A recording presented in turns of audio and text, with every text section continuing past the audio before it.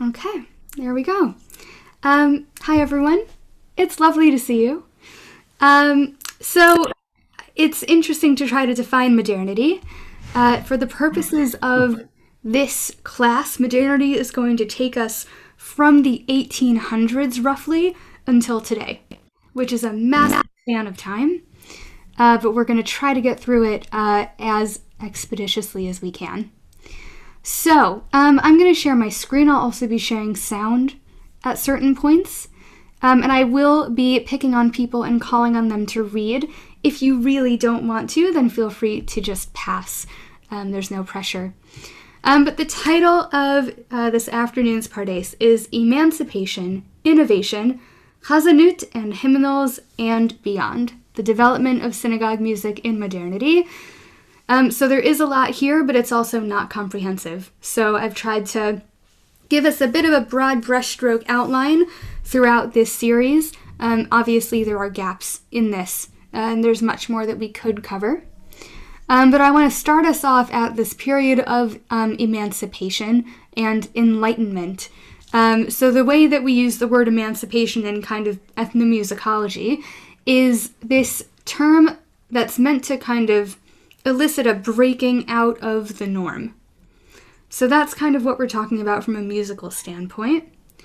And Judith, I see that you're unmuted. Would you like to just read this first source for us, please? Oh, Judith, are you frozen? Did we lose you? Oh, we might have lost you there. I am then going to pick on Angela, if that's all right. I'll ask you to unmute if you'd like to just read this for us. Right. Thank you. I think you you did read us the heading of this. I did. So we'll carry on. The 19th century brought dynamic challenges as well as broadened opportunities to traditional Jewish life in terms of social, political, economic, as well as cultural issues. There were strong currents towards modernism on both sides of the Atlantic Ocean. From the outside, there were movements advocating enlightenment and education, as well as changes in religious observances. A far more direct influence upon Jewish liturgical music were those innovative modernisms shaped by several leading cantorial figures in the previous century. Of all, Solomon Sulzer, 1804-1890, was a quintessential Hazan, whose services in Vienna were widely celebrated for their music. Louis Lewandowski, 1821 to 1894, raised the quality and significance of the synagogue music director and the choir master. Thank you very much, Angela. So, just to kick us off, and last week we talked a little bit about Zolzer and Lewandowski and the role of the synagogue choir as it developed. And I wanted to include a bit of Zolzer and Lewandowski here, both because they are iconic in the history of Jewish music and because of what they represent with this move towards Jewish musical innovation. So I'm going to share my sound. And we're going to hear two listening examples. Oh, that's not what I wanted to do. You'd think after 3 weeks of sharing my screen, I would have figured it out by now, but I haven't quite. Here we go. So the very first listening example should hopefully be familiar. It's, I think, the most iconic composition of Zolzer's. It's his Shema. His Shema Echad En Lecha Adonai, as it appears in the Torah service. We're not going to listen to the whole thing because we have a lot to get through, as I said.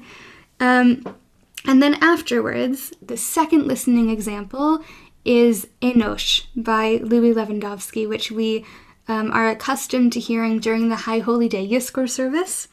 And the reason that I chose Enosh for our Lewandowski listening example is that it brings in a real sense of musicality, of instrumentation. We're going to hear the full introduction to Enosh which was written for choir, strings, and clarinet. So there was a very real sense that the direction of Jewish music was moving in a way that was both liturgically sensitive as well as aesthetically kind of more well-rounded in a way that it hadn't been previously. And so we're going to start just by hearing a little bit of Solomon Zoltzer's Shema, Echad, and Lecha Adonai.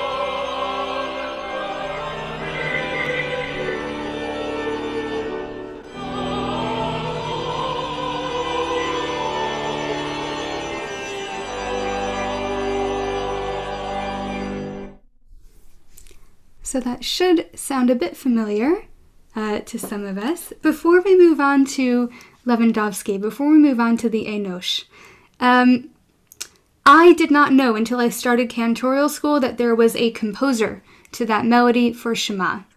I also did not know that the melody for that Shema was written in the 1800s. I assumed that they were singing it on top of Mount Sinai.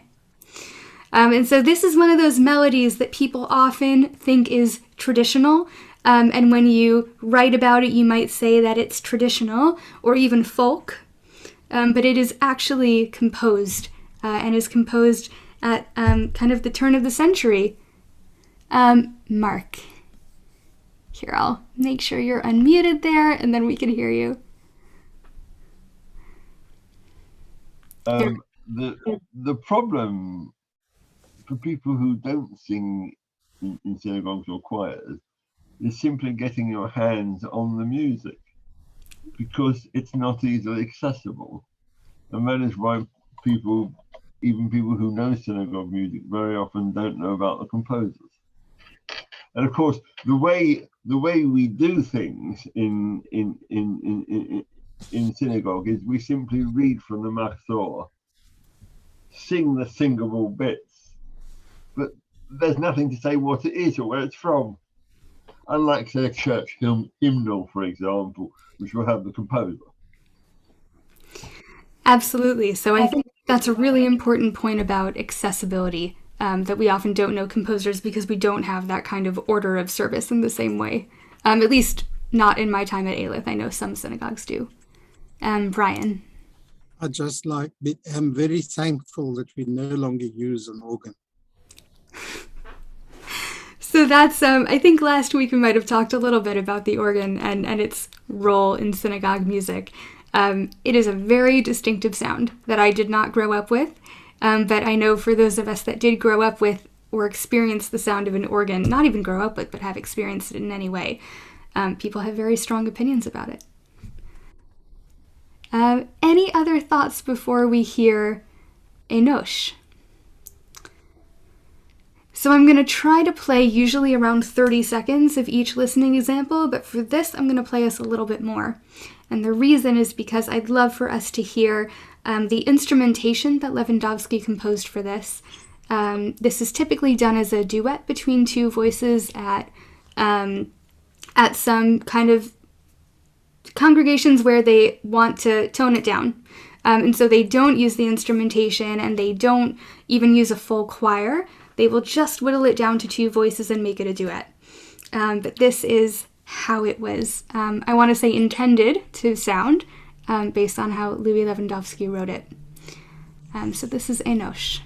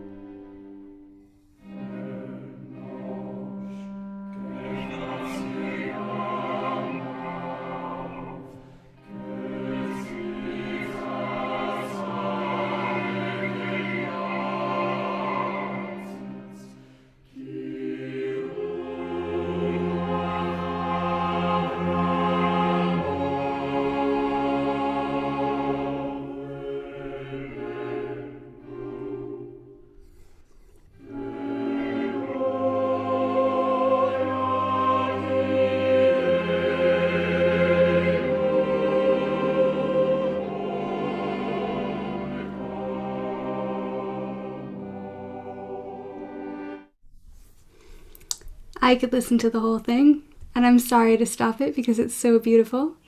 But there we really have an idea of, and the interesting thing that I think we'll hopefully continue to talk about is we wouldn't normally have a string section and a clarinet in synagogue with us.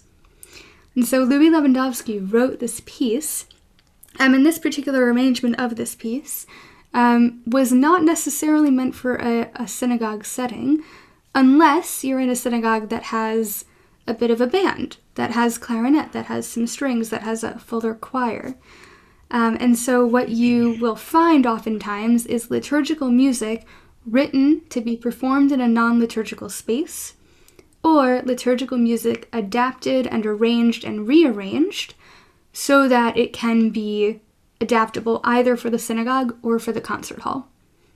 And so this is one of those pieces that has been adapted to either place. And that piece, as we know, is from the Yizkor liturgy. And so it is meant to kind of be one of these moments, we've talked about this before, for active listening. So we've talked in the past about active congregational participation, either by singing along or tapping your feet, or having the melody feel slightly more singable. And there are these moments where you can participate actively by listening. And so this is one of those active listening moments and pieces. Any thoughts on this before we move on?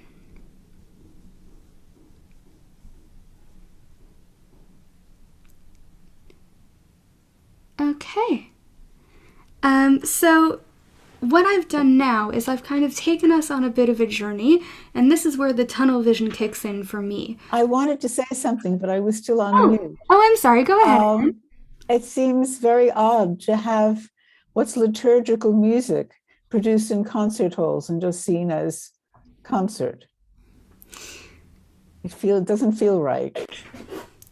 It's interesting. I think you've settled on a really Marmite issue here. That for Marmite issue. Yeah, it's a Marmite issue. I think for and as we move through this particular session, I think you'll probably continue to feel this tension between Jewish music as aesthetic, as performance, as a thing of beauty detached from its liturgical locale, and how it is situated in the synagogue. And so, especially as we look at some of the more modern developments in Jewish music, you do find a lot of liturgical music being written for and performed in spaces that are not synagogues.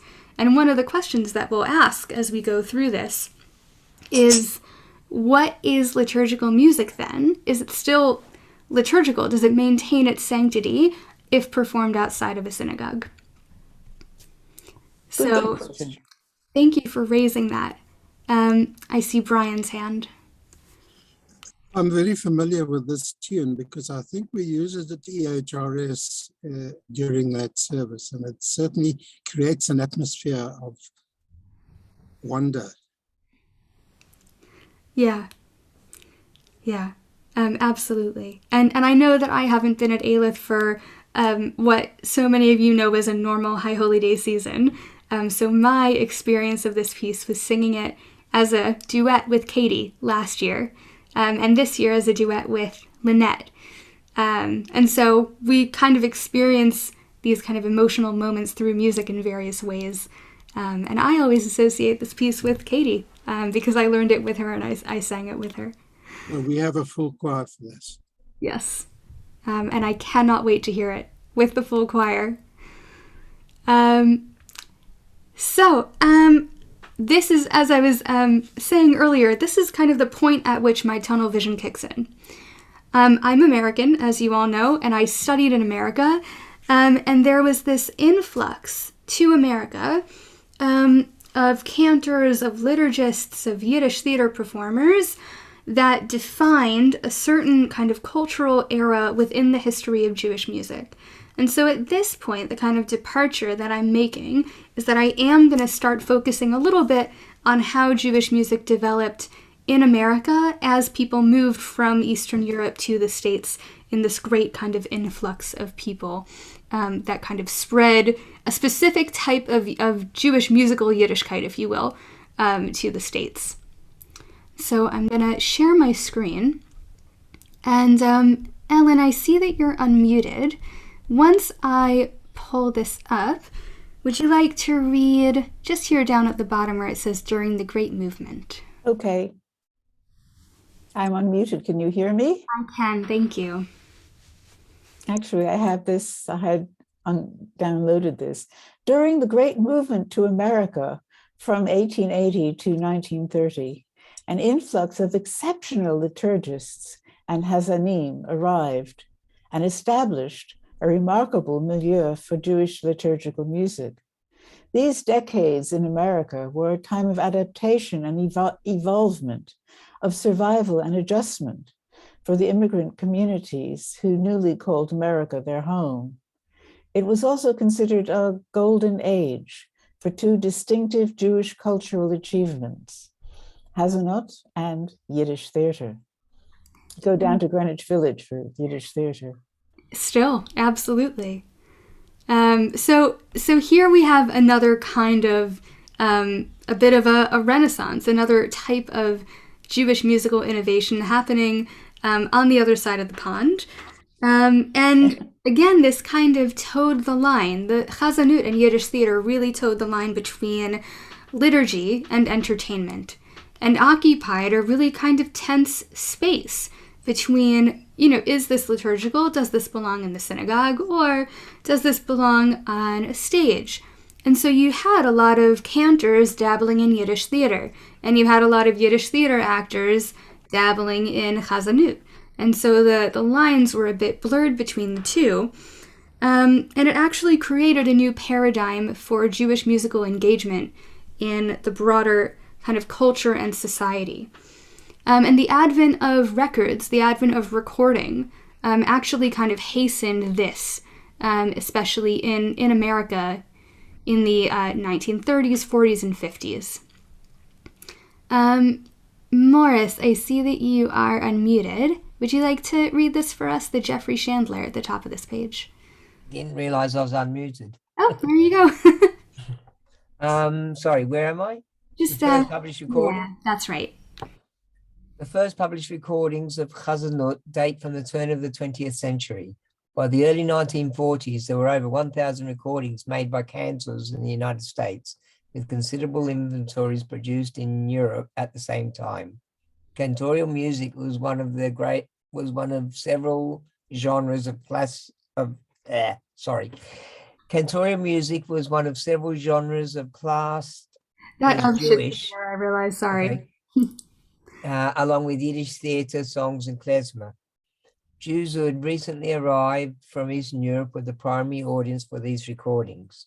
A 1918 advertisement for one such recording asserted that it will remind you of the sacred divine hymns of praise, sweet national melodies, and joyous, genuinely Jewish music that you used to hear in your native land.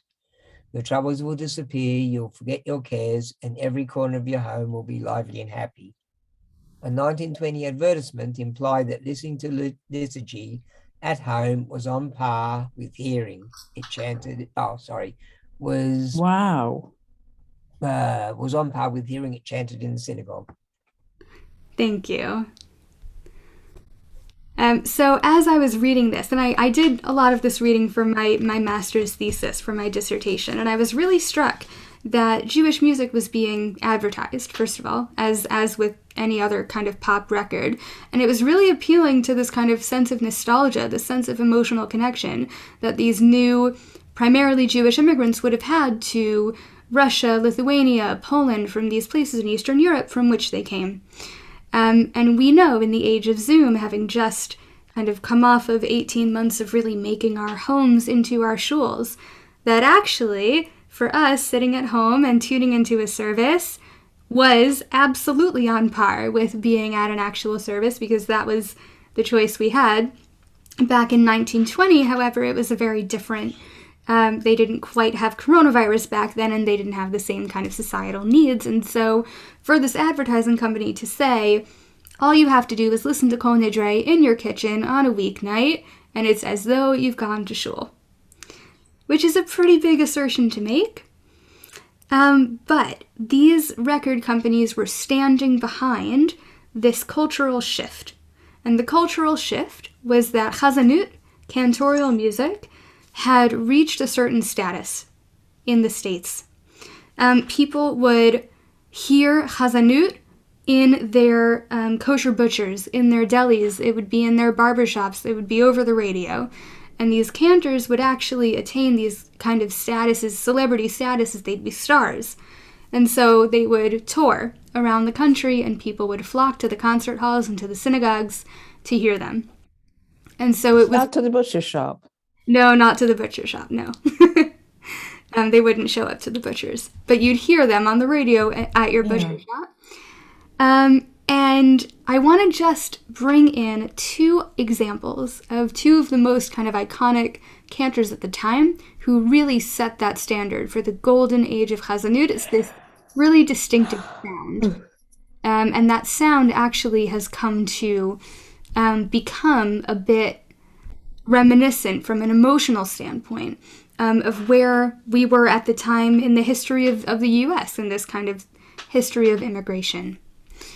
And so the first example I'm going to play for you is from cantor Moshe Ganshoff, who inspired my cantor, Jacob Mendelson, was an excellent teacher and really virtuosic, had a really distinctive, wonderful sound. And I'm just going to play a couple of seconds of his Eloheinu Ritzeh.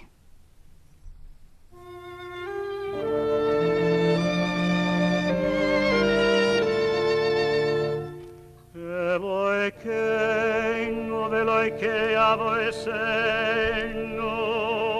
Ritzeh himenu chaseinu Kadeshenu b'mitzvaseinu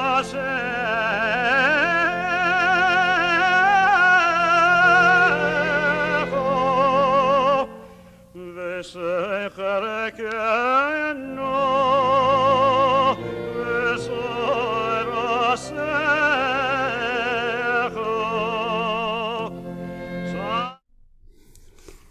So what you hopefully heard was it was a very different style of vocal improvisation. A lot of it was ornamented. And what you also might have heard is that, for those of you who are familiar with this terminology, it shifted from minor to major. So it started off in a minor key and then shifted to major. And it shifted to major at the point in the text where it says, "and purify our hearts." And so often what these cantors would do is that they would use their kind of virtuosity, their musicality, to word paint. And so although it might have been aesthetically not so pleasing for everyone who listened to it, because chazanut's not for everybody, what chazanim were at the heart of it, they weren't just performers. They weren't just good singers. They were liturgists. And so they applied their knowledge of the liturgy, their knowledge of the Hebrew, to the way that they ornamented and sang the liturgy. So that was one kind of key example of that. And the second example I'm going to bring in is from Cantor Pierre Pinchik. And he's one of these guys who is completely inaccessible vocally. You listen to him sing and you think there's absolutely no way that anybody could ever sing with him. And listening to him as well, the extent of his ornamentation and his virtuosity, it's a bit of a marvel. So he does kind of vocal somersaults. And it's for these reasons that people would kind of flock to hear these cantors, because they'd listen to a cantor like Pierre Pinchik and they'd say, wow, I have to hear him do this live. So this is Raza de Shabbos by Pierre Pinchik. What does Raza mean?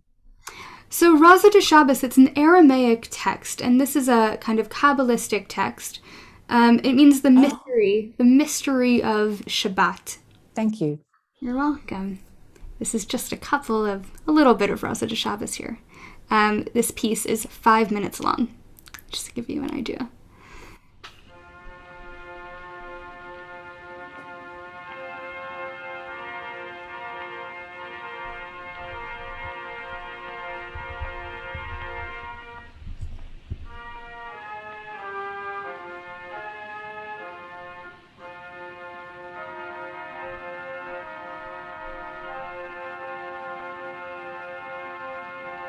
קודשא בריחו ליילו לא יוסימ על קודשא יודי קורא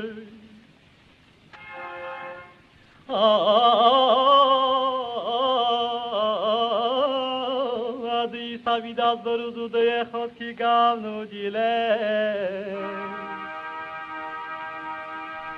Lemeve echot beyechot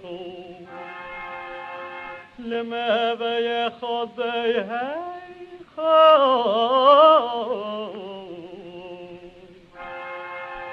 Veyu vakimno Rozo dadu ishem echod.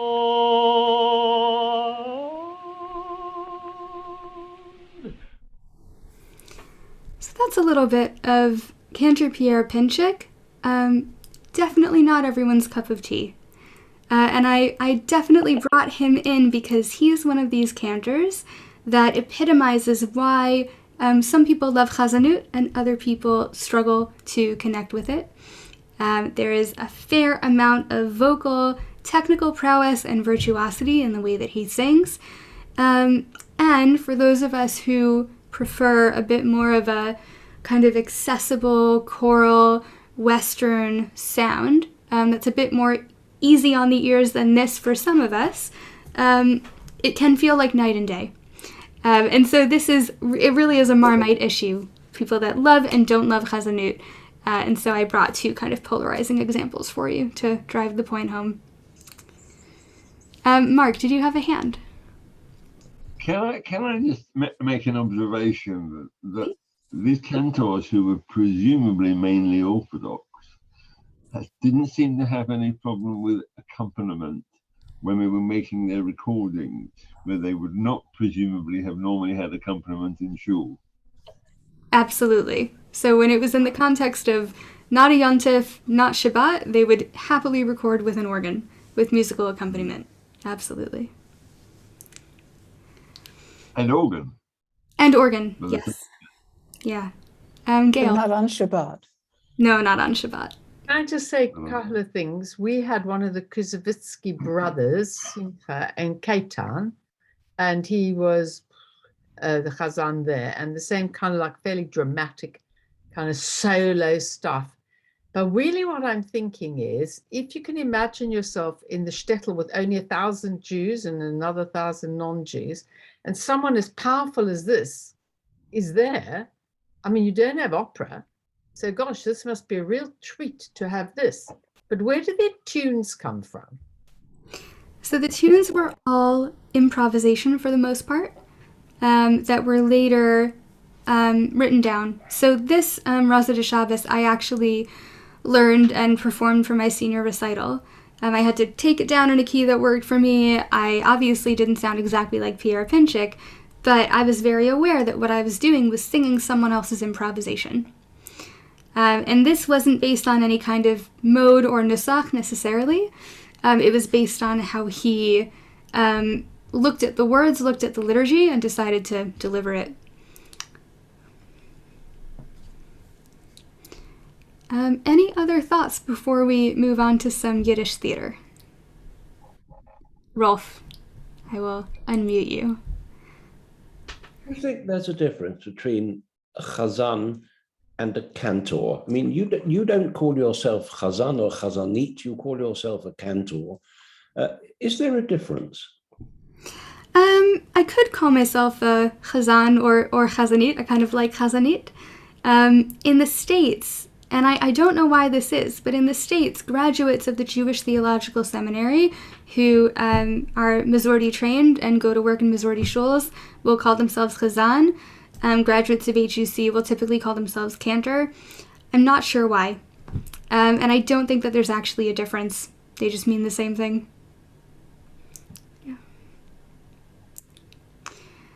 Yeah. So, speaking of women trying to sing things that were kind of expressly written for and performed by men, one of the ways in which Yiddish theater and Chazanut intersected is that in addition to the prohibitions on accompaniment, musical accompaniment on Shabbat in Orthodox traditions, there's also the prohibition on Kol Isha, which some of us have studied together at previous Pardes sessions, meaning that women were prohibited in traditional Orthodox spaces from singing.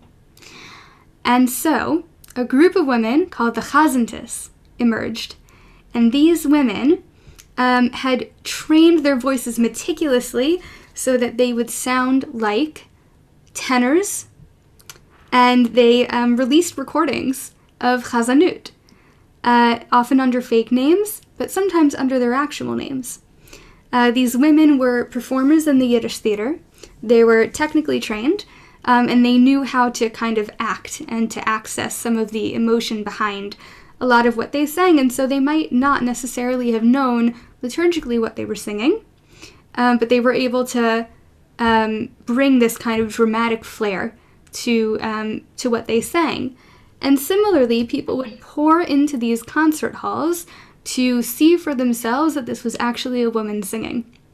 And so you'll hear, based on the recording that we just heard, the first couple of seconds of Harachamim by a woman named Friedele Oischer, who was a Yiddish theater actress of the time period.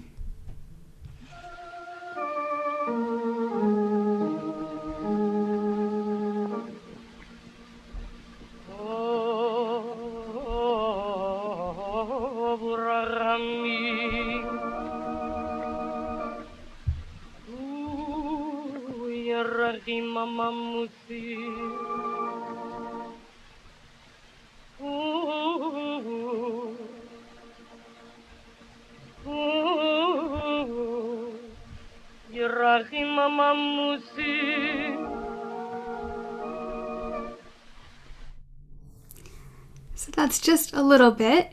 Those of us with a trained ear can probably tell at points that it was a woman singing, a woman with a kind of lower voice, maybe, but others, there isn't really much of a difference between that voice we just heard and a tenor. I can probably only tell the difference because I've listened to that specific recording about 25 times.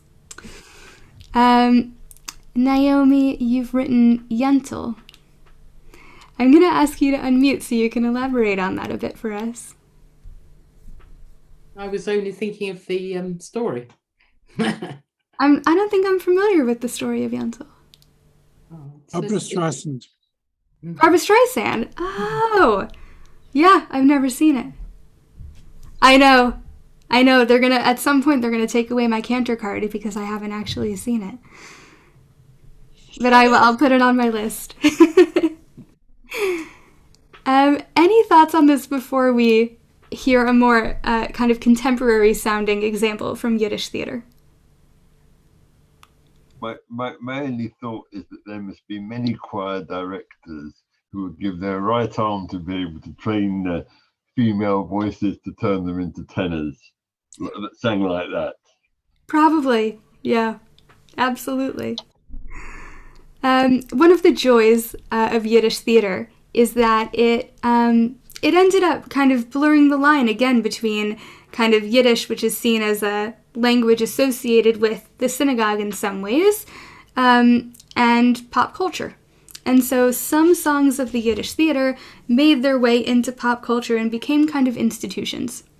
One of those songs is Ich Sing, which I could have chosen so many songs from the Yiddish theater, but this one I especially love because it sounds both very, very Yiddish and very, very Western, which are two things that had been kind of more polarized up until this point.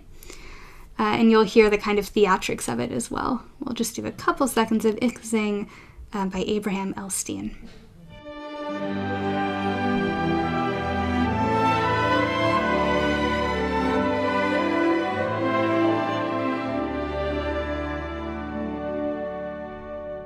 Schleimer Hammer hat zu sein Schlabis, gesingen a Liebe schien. Und Punkt wie Schleimer dann geliebte meine, bring ich mein Lied jetzt zu dir. Ich seh Fahr dir mein Schir Hashirim, mit Liebe ich Bazirim, fahr dir non schone mai. Ich seh. So that's a little bit of some Yiddish theater there for you. Like Viennese operetta. Yeah. Yeah. It's Burst into a chorus from the Merry Widow any minute. yeah. Not unlike the Neapolitan song. White Horse. Not unlike the Neapolitan. No, it's true. They must have interchanged with the Italian immigrants down the block, I think. Occasionally. Yeah. So the golden age then of Chazanut and of Yiddish theater took us up to the end of the first half of the 20th century. So we really saw this kind of flourishing of this scene, especially kind of on the Lower East Side of New York City. And if you ever are there, if we get a chance to travel around those parts again, I highly recommend. There's a Lower East Side tenement museum that you can go to. There's a whole tour you can take. I see some nods. I'm sure some of you might have already done it. I take great pride in my city, the kind of Jewish history of New York specifically. And then once we got to the kind of second half of the 20th century, we saw things happening musically that really shifted the sound of Jewish music, starting with Israeli music coming into play, as well as secular folk music. And the impact of secular folk music on Jewish music cannot be overstated. I'm going to share my screen, and I've included a couple of quotes from various people who were very, very heavily influenced by folk music of the kind of 50s, 60s, especially the 60s, as well as this kind of surge in Hasidic and Neo-Hasidic music. And Gail, would you like to maybe read these two, the Mark Kligman and the Jeff Klepper? Thank you. In the 1950s and early 1960s, recordings of non-cantorial Jewish music flourished, alongside a surge in Hasidic and Neo-Hasidic Jewish music. The Israeli Hasidic Song Festival, first held in 1969, saw the premieres of pieces such as Nurit Hirsch's Oseh Shalom and Shlomo Kalbach's Od Yishama. I grew up during the 1960s when folk music was everywhere. Pete Seeger could get thousands of people singing together in about 5 minutes. It was because of them that I decided to take guitar lessons and become a song leader. Thank you, Gail. So I've put these two next to each other because the relationship between Hasidic and Neo-Hasidic Jewish music and the Hasidic Song Festival and folk music, it was a kind of potent combination for Jewish music. And we'll hear in our listening examples as well. The Nurit Hirsch Oseh Shalom is one of those that people would often think is folk or traditional, and was actually composed in the late 60s. And Jeff Klepper, who composed many pieces that we sing at Eilith on a Friday night or a Saturday morning, was really heavily influenced by folk music, specifically by Pete Seeger, as he'd said here. And finally, we can't speak about modern Jewish music, folk music, without speaking about Debbie Friedman, who was also really influenced by this folk music tradition, and her own music was heavily impacted by it.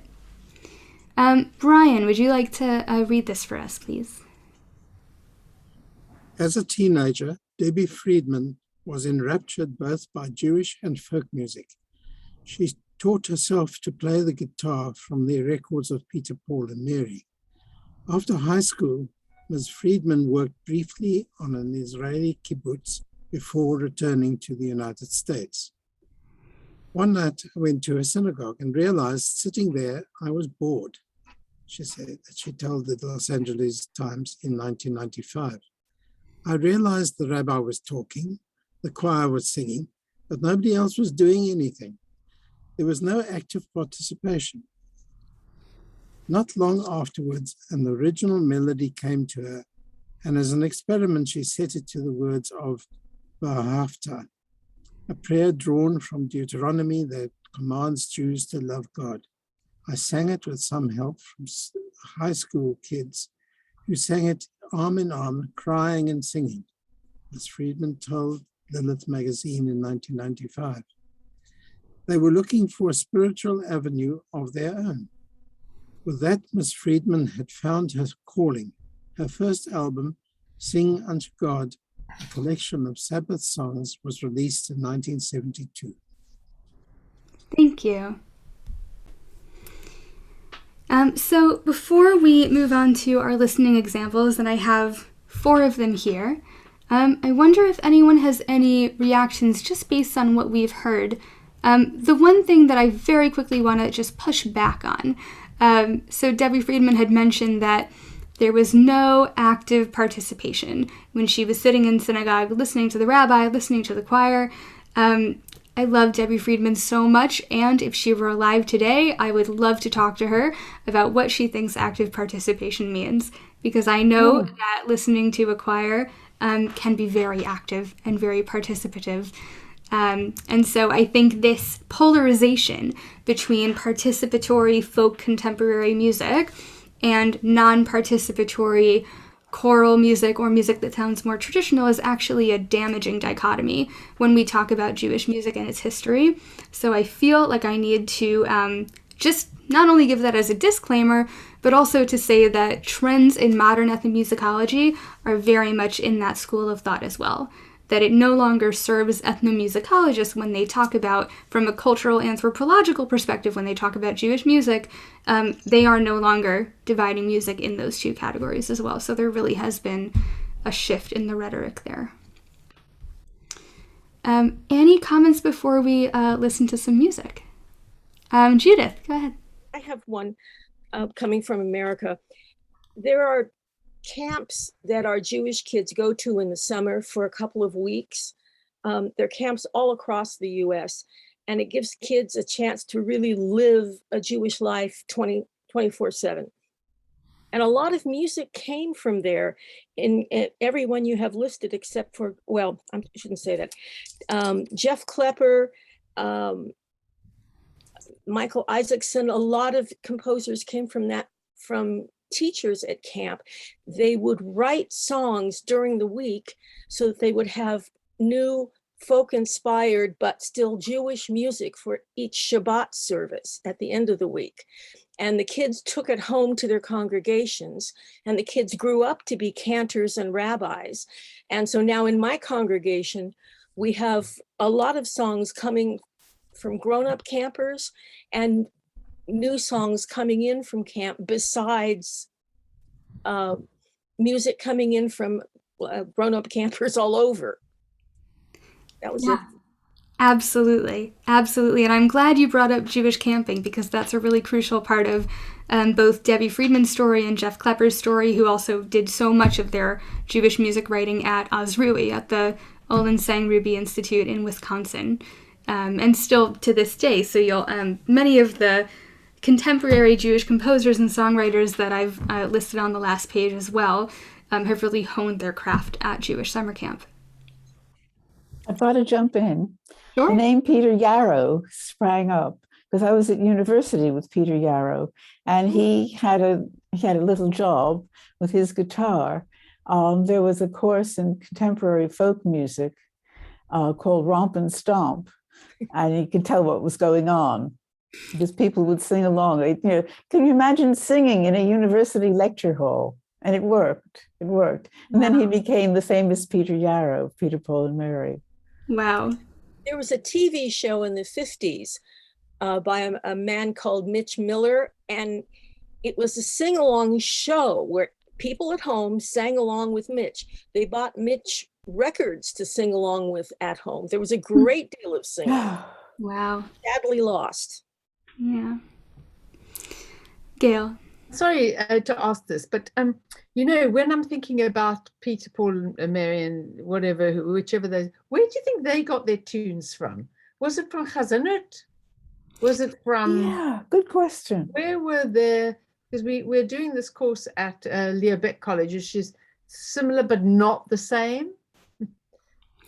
So And there was a culture of kind of American spirituals as well. So I think a lot of the early 60s folk singers were inspired both by kind of American spiritual, kind of both church music, but also kind of music of the period of American slavery as well. So the kind of more kind of simple melody lines, easy to sing, easy to harmonize with. Get back to Peter Yarrow. Yeah. Well, they sang Dylan, they sang Pete Seeger, and they did a three-part arrangement where Dylan and Seeger were usually unison. Mm. You're right. There are spirituals like Mary Don't You Weep. Yes, exactly. Brian, go ahead. The Reform Prayer Book from America, the World Union edition, Mishkan Tefillah, the Mishaberach is printed in there, and that is the Debbie Friedman one. It is. With the English and Hebrew interspersed. Yes. It's the only tune I tolerate English as well as Hebrew. That is one of our listening examples that we will get to just now. And I'm going to speed through these examples because I've got a couple more just to finish this off. But first, we're going to hear a little bit of a melody that should be very familiar to you.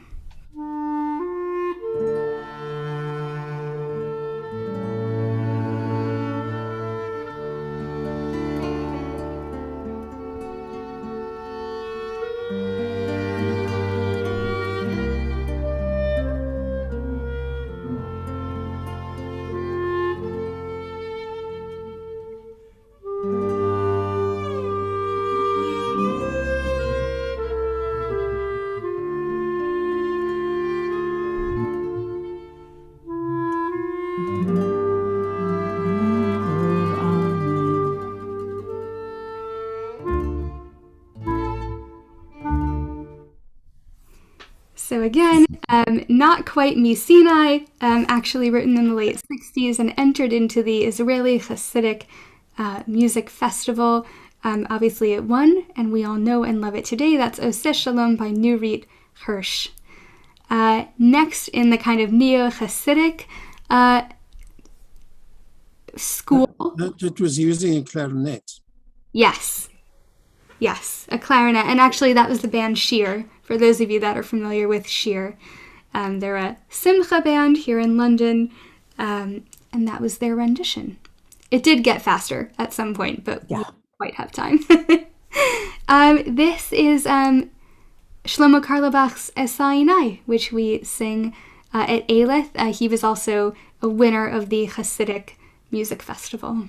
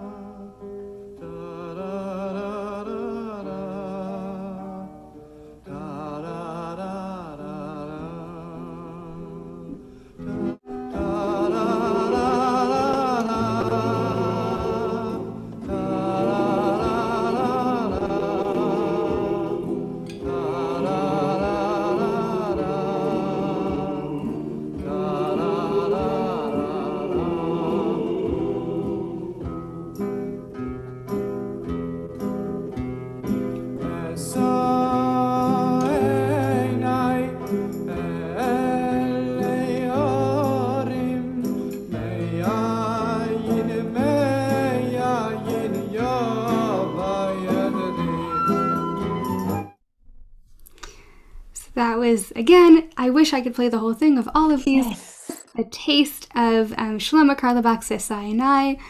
And for those of you that have never heard Debbie Friedman sing, we're about to hear her at Mishaberach. One of her very last public performances before she died was at Limud here in London. And personally, what I love about her voice is how simple and beautiful it is, how accessible it is, how easy it is to sing along with. So you'll hear a bit of her Mishaberach now.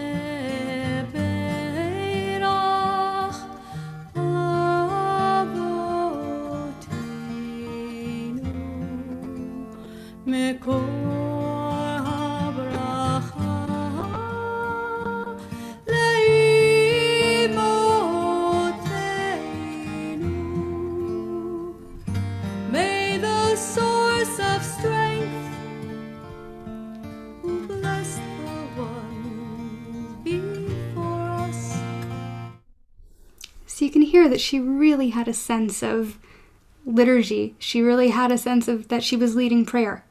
And having written that prayer from her place of chronic illness herself, you could really get the sense that there was a lot of heart behind everything she wrote as well. Rolf, go ahead. Jan and I were at that Limud, and we were also at many Cage conferences before Cage lost all its money because of the Bernie Madoff swindle.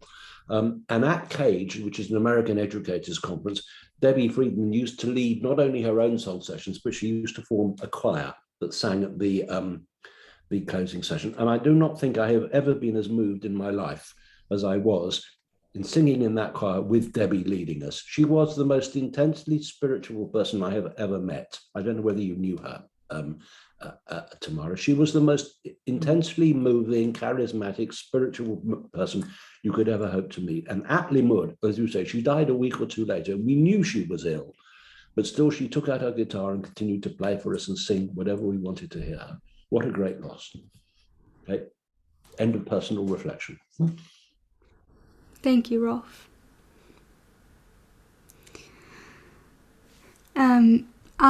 Our next listening example, which I might skip, is Jeff Clever's Shalom Rav, which we often sing at Eileth.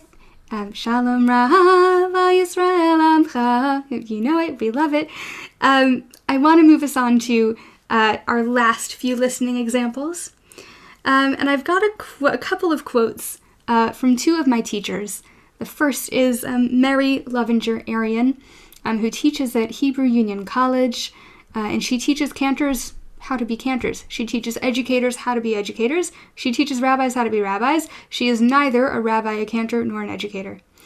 She was Debbie Friedman's best friend and still plays her guitar to this day.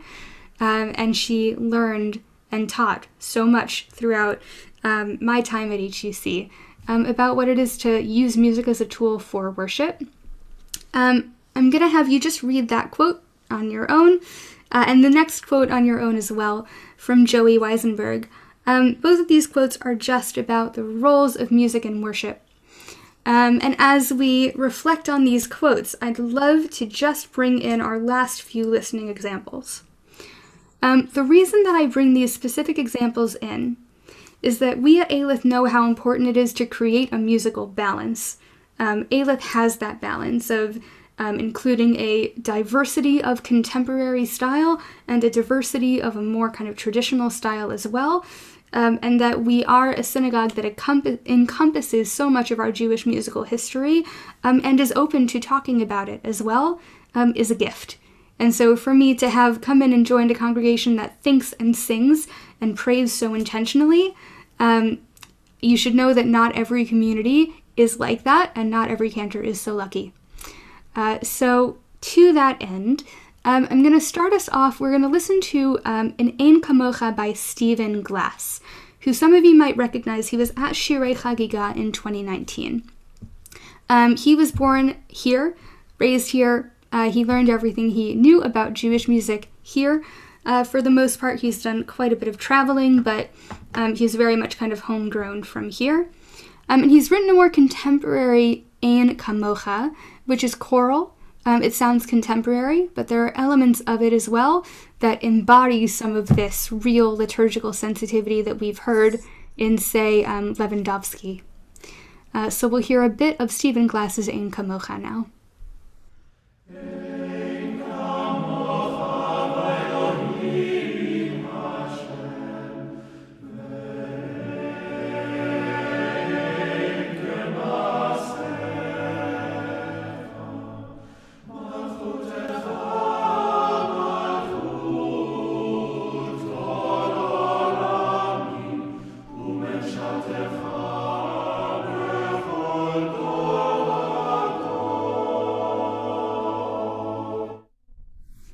So for those of you that were here for our first Pardes on that kind of sound of Salomon Rossi and some of the earlier madrigal type singing, Stephen Glass, as you could hear, was really heavily influenced as well by that. But he was writing in the last 20 years, 20, 30 years. Next, we have what should be kind of a beloved, it's a standard, a standard of Jewish music, the Meir Finkelstein Lador Vador, which I grew up hearing and which I know the choir at Aleph sing as well. Again, this was written, gosh, probably 15 years ago, maybe. And again, has a kind of timeless sound about it, and a very emotional piece.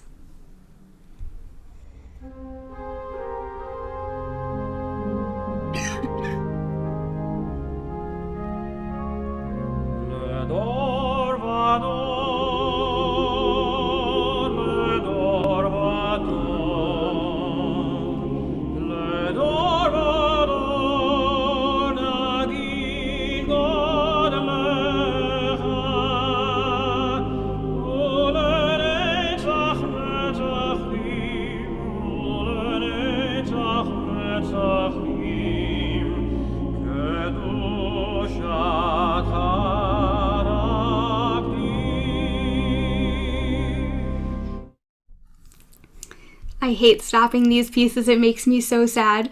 But that is one kind of school of Jewish musical tradition. There's a kind of choral tradition, a tradition that sounds a bit more rooted in those kind of more ancient sounds. And by ancient, I mean kind of older as well as ancient, which is a kind of marked departure sonically from the likes of Craig Taubman and Josh Warshawski, who represent kind of another end of a Jewish musical spectrum that we've also really incorporated into our prayer life here at Aleph. And just because it's fun, we'll hear a bit of Craig Taubman. We use the once. What did you say? Sorry? We use that Lador about once a month. Oh, wow. Good. I love hearing it. All right, we'll hear a couple seconds of Craig. Na na na na na Svatai tiftach na na na na na na Ufi yagid Tehilatecha. So the eagle-eared among you will hear that Craig just sang that slightly differently than the way that we sing it. Later on in the song, he does sing it the way that we sing it. So we can all be comforted by that. Not really sure what that was about, that he sang it differently that time, but there we go. And last but not least, Josh Warshawski is a rabbinical student at JTS. I don't know whether he is a rabbi yet, actually, it occurs to me. But just at the beginning of this week, he released a new volume of Jewish music. And we often sing his Va'ani Ashir Uzecha in an Imre Finu service as well, I think, as sometimes in the Beit Tefillah, as we've been doing various styles of service in the Beit Tefillah this year. So we'll hear a little bit of Josh Warshawski as we end. And just to say that I've included a completely non-comprehensive list of some contemporary Jewish composers and songwriters at the bottom of this source sheet. They are all on YouTube, they are on Spotify, Apple Music, they have websites, and some of them are British as well. There are some fantastic contemporary British Jewish composers who are writing incredible stuff. So not everything that is coming out by way of new Jewish music is from America or Israel. Puss, puss, puss, puss. So that is just a little list for us. And we'll hear a little bit of Josh Warshawski before we end.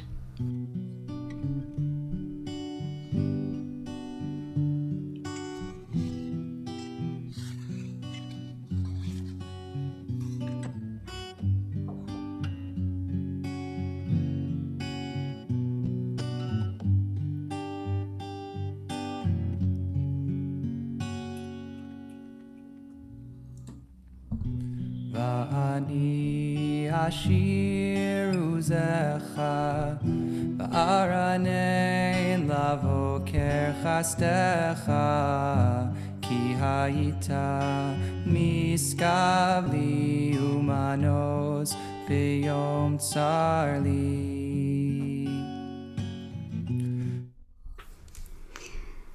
So for those of you who have Spotify, I have made Spotify playlists for each of these classes. So if you'd like any of those playlists, let me know. I'd be happy to send them to you. And thank you for being here with me over these 3 weeks. I've learned as much from you as I hope you've learned over the course of these 3 weeks. And this is my job, is to not only sing with you, but also talk about and learn about music with you. So I really look forward to my continuing journey of learning more about the music of Aelith and the music that resonates with each of you. So thank you very much for being here. Brilliant series, Tamara. Thank you. Thank you very much, Tamara. Thank you. It was a pleasure. Thank you. When do you do the next one? It's a very good question. I will let you know as soon as I know. Mwah. Thank you. Thank you. Thank you. very much. Thank you. Thank you. I don't know